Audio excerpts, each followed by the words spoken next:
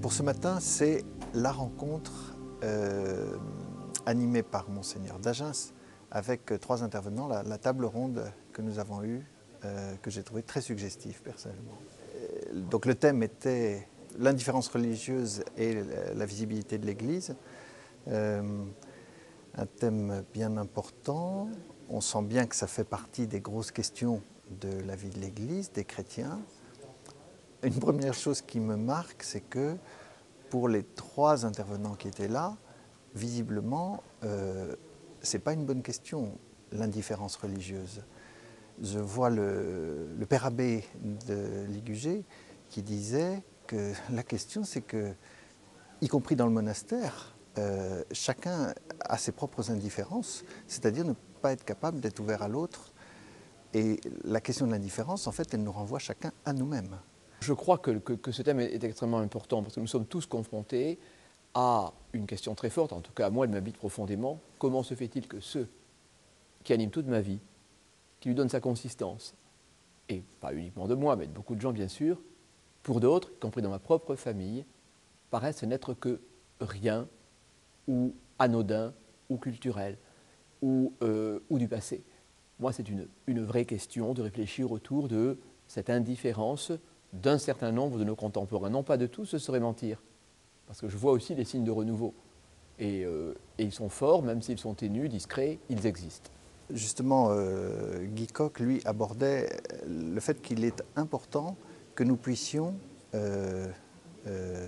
reprendre contact avec les parts d'ombre de notre histoire.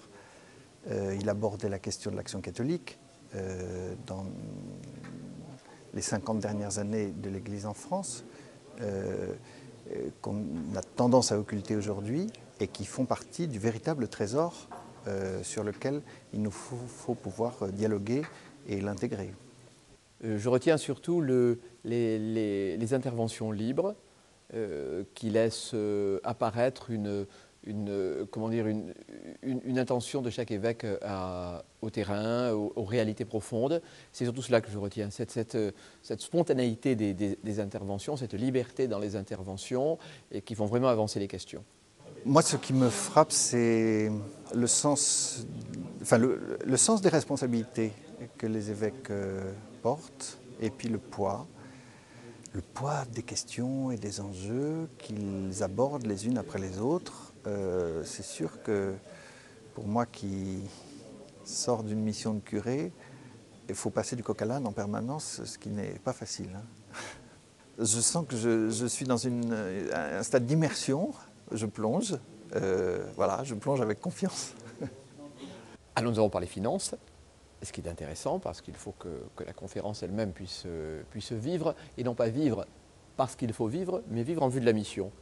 Et ce que j'ai apprécié beaucoup, c'est que lorsque nous avons parlé finances, c'était toujours sous le contrôle de cette réalité profonde qu'est la mission et de l'annonce de Jésus-Christ que nous avons à accomplir. Et non pas simplement sous un mode opérationnel, faut-il faire, réduire, augmenter la voilure, que sais-je encore. Mais d'abord, comment ce que nous vivons permet une meilleure annonce de Jésus-Christ.